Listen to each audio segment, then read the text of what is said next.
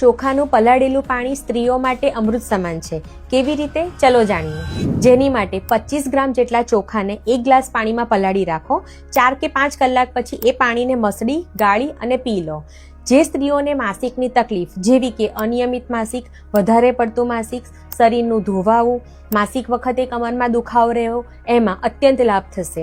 જે સ્ત્રીઓ મેનોપોઝમાં છે એ લોકોને હોટ ફ્લસીસ આવતા હોય, હોર્મોનલ ઇમ્બેલેન્સ રહેતું હોય, શરીરના દુખાવા રહેતા હોય, શરીરની ગરમી રહેતી હોય, એમાં પણ તે ખૂબ જ ફાયદો કરે છે. આ ઉપરાંત એમાં કેલ્શિયમનું પ્રમાણ ખૂબ વધારે હોવાથી એ તમને સાંધાના દુખાવા, ચામડીની ચમક અને આંતરડાનું ડાયજેશન પણ સુધારે છે. આ ઉપરાંત તે મૂડ સ્વિંગ, ગુસ્સો આવવો, ચીડપણું થવું, હાડકાના દુખાવા અને પેટને પણ ઠંડક આપી તમારા ડાયજેશનને ઇમ્પ્રૂવ કરે છે.